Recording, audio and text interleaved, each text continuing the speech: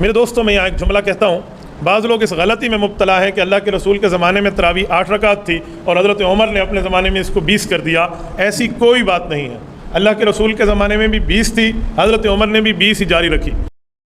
اچھا پھر رمضان ہے ظاہر ہے، تو پھر تراویح کا بھی ذکر لازمی ہے، اور تراویح میں ہمارے ہاں اختلاف ہے 8 کا 20 کا. پہلے تو یہ آپ ہمیں پلیز اس پہ وضاحت دے دیں قرآن حدیث کی روح سے کہ تراویح کیا ہے، سنت ہے، نفل ہے، فرض ہے، اور پھر 8 ہے یا 20 ہے؟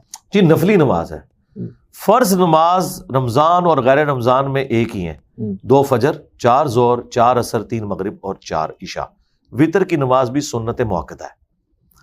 ٹھیک ہے، سیدنا علی کا قول ہے جامع ترمذی میں، سنن دارمی میں، حاکم کے اندر، کہ وطر سنت ہے مگر اسے نہ چھوڑو، یعنی یہ ایک افضلیت والا کام ہے. لیکن کہا کہ ہے سنت، اسے کسی نے چھٹی نماز نہیں بنانا. نمازیں 5 ہی ہیں، رکھتے 17 ہی ہیں، 2 فجر، 4 ظہر، 4 عصر، 3 مغرب اور 4 عشاء. اور بخاری مسلم میں حدیث ہے، ایک بدو آیا، اس نے کہا نبی علیہ السلام سے عرض کیا کہ اللہ کے نبی مجھے بتائیں، میں جنت میں جانا چاہتا ہوں، کامیاب ہونا چاہتا ہوں. آپ نے فرمایا فرض نماز پڑھ، فرض روزے رکھ، اور سب سے پہلے آپ نے توحید اور رسالت کا ذکر کیا. جب وہ واپس جانے لگا نا تو اس نے ایک جملہ بولا، یا رسول اللہ نہ میں اس میں ایڈ کروں گا نہ اس سے کوئی نکالوں گا. تو آپ نے فرمایا اگر کسی نے جنتی شخص کو دیکھنا ہے اسے دیکھ لے، اور اگر یہ بات پہ قائم رہا، ایک روایت میں ہے بخاری مسلم کی، یہ کامیاب ہو گیا. اس میں واضح آپ نے فرمایا فرض روزے. آج تک کسی عالم نے کہا ہے کہ جو رمضان کے علاوہ شوال کے 6 روزے یا سوموار اور جمعرات کا روزہ نہ رکھے اس کے رمضان کے بھی قبول نہیں ہوں گے. نہیں. آج تک فرض زکوٰۃ کے بارے میں کسی نے کہا ہے کہ جو نفیس صدقات نہ کرے اس کا فرض صدقہ بھی قبول نہیں ہوگا زکوٰۃ والا. نماز کے بارے میں کیوں کہتے ہیں کہ جب تک سنتے نہ پڑھو تو قبول نہیں ہوں گے، اور جب تک تراویح نہ پڑھو تو روزہ قبول نہیں ہوگا؟ یہ صرف جذباتی جملے ہیں، اس کے اوپر قتل ہو چکا ہے. ہمارا ایک اسٹوڈنٹ، چلے آج میں پہلی دفعہ کیمرے میں اس کو بتا رہا ہوں، ہمارا اسٹوڈنٹ تھا، ایک 18-20 سال کا لڑکا، ایبٹ آباد میں. اس کی اپنے دوستوں کے ساتھ یعنی اس پہ بحث ہوئی، ٹی وی میں تو اتنی خبر آئی کہ کچھ دوستوں نے اسے قتل کر دیا. اس کی وجہ یہ تراویح تھی، اس بات پہ قتل کر دیا. ٹھیک ہے، وہ بینک مینیجر جو ایک شہید ہوئے تھے، وہ بھی اسی بات پہ شہید ہوئے تھے، وہ بھی میرے اسٹوڈنٹس تھے. ان کے فیس بک کے اوپر ساری میری ویڈیوز لگی ہوئی تھی.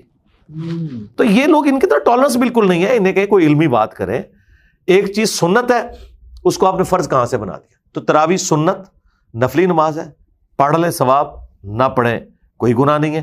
بخاری مسلم میں حدیث ہے، نبی علیہ السلام نے فرمایا جس نے ایمان اور احتساب کے ساتھ رمضان کے روزے رکھے، یعنی اللہ تعالیٰ کو خوش کرنے کے لیے، تو اللہ تعالیٰ اس کے پچھلے سارے گناہ معاف کر دے گا. جس نے ایمان اور احتساب کے ساتھ رمضان کی راتوں کا قیام کیا، اللہ تعالیٰ اس کے سارے گناہ معاف کر دے گا. جس نے ایمان اور احتساب کے ساتھ شب قدر کا قیام کیا، اللہ تعالیٰ اس کے سارے گناہ معاف کر دے گا. تو یہ فضیلت کے تو، لیکن اس میں روزے جو ہیں وہ تو فرض ہیں، باقی نفلی عبادت ہے، اور اس میں بھی نفلی عبادت افضل یہی ہے کہ آپ گھر میں ادا کریں. سیدنا عمر کے بارے میں بخاری میں آتا ہے، وہ آدھی حدیث پیش کرتے ہیں. حضرت عمر نے جب تراویح کی جماعت کو اسٹیبلش کیا، نبی علیہ السلام نے تو 3 دن پڑھی تھی، تو یعنی سنت تو وہ ہے، کوئی بدعت نہیں انہوں نے جاری کی. ٹھیک ہے. بعد میں انہوں نے اسے پرماننٹلی اس اعتبار سے کر دیا کیونکہ ٹولیوں کی شکل میں تو حضرت ابوبکر کے دور میں بھی صحابہ پڑھتے تھے. حضرت عمر نے بھی کچھ عرصہ تو دیکھا، پھر انہوں نے ایک امام مقرر کیا ابی ابن کعب کو اور تمیم داری کو کہ ان کو امامت کروائیں. اور پھر حضرت عمر وہاں سے چلے گئے خود، یہ جملہ بولتے ہوئے، بخاری کے الفاظ ہے کہ اس سے بہتر مرد کی وہ نماز ہے جو رات کے آخری پہر میں وہ گھر میں پڑھتا ہے. اور بخاری مسلم میں حدیث ہے، نبی علیہ السلام نے فرمایا کہ اپنی نفلی نمازوں کا کچھ حصہ ضرور گھر میں ادا کرو، اس سے برکت ہوگی. اور بخاری مسلم کے الفاظ ہیں کہ مرد کی سب سے افضل نماز وہ ہے فرض کے بعد جو گھر میں ادا کرتا ہے، وہ افضل ہے. بخاری مسلم میں موجود ہے، نبی علیہ السلام فرض مسجد میں پڑھتے تھے. اما عائشہ کہتی ہیں جو وہ نفلی نمازیں تھیں نا، وہ اپنے حجرے میں گھر آ کے ادا کرتے تھے. وہ الفاظ ہیں کہ آپ 4 سنتیں 4 نفل ادا کرتے، پھر زور کی جماعت کرواتے، پھر میرے حجرے میں آ کے 2 رکعتیں پڑھتے، پھر نبی علیہ السلام مغرب کی نماز پڑھاتے، پھر 2 رکعتیں پڑھتے، پھر عشاء کی پڑھاتے، پھر 2 رکعتیں پڑھتے، اور فجر سے پہلے بھی 2 رکعتیں پڑھتے. اور جو آپ کی وہ وطر کی یا نفلی نماز وہ پورا سال ہی چلتی تھی نا، جسے آپ قیام اللیل کہہ لیں، تراویح کہہ لیں. تو 8 یا 20 کا کیا اختلاف ہے، یہ کیا مسئلہ؟ میرے بھائی اس میں جو اصل مقصد ہے وہ قرآن سننا ہے. نبی علیہ السلام کی جو سنت ہے وہ 8 رکعت ہے، البتہ تابعین سے 20 بھی 41 تک بھی ثابت ہے. بعض اوقات لوگ زیادہ دیر قیام نہیں کر سکتے، 8 میں ظاہر قیام لمبا ہوگا. آج بھی آپ اہل حدیث کی مسجد میں جائیں تو وہ 8 تراویح ان کی 1.5 سے 2 گھنٹے میں ختم ہوتی ہیں. دیوبند بریلویوں کی آدھے گھنٹے میں 20 ختم ہو جاتی ہیں. ٹھیک ہے، یعلمون تعلمون. تو یہ اس لیے تو قرآن نازل نہیں ہوا، ورتل القرآن ترتیلا، اصل مقصد یہ ہے کہ آپ نے قرآن سننا ہے. تو ہم یہ کہتے ہیں کہ جہاں پہ 20 ہو رہی ہیں نا، آپ 20 وہاں پوری کر کے نکلے تاکہ آپ قرآن وہ سارا سنیں جو مقصد ہے. ٹھیک ہے. جہاں پہ 8 ہو رہی ہیں وہاں پہ 8 پڑھیں. لیکن نبی الاسلام کا جو عمل ہے بخاری مسلم میں ہے، اما عائشہ کہتی ہیں رمضان ہو یا غیر رمضان، نبی الاسلام کی رات کی نماز 11 رکعت ہوتی تھی. ٹھیک ہے، 8 اس میں یہ نوافل اور 3 وتر.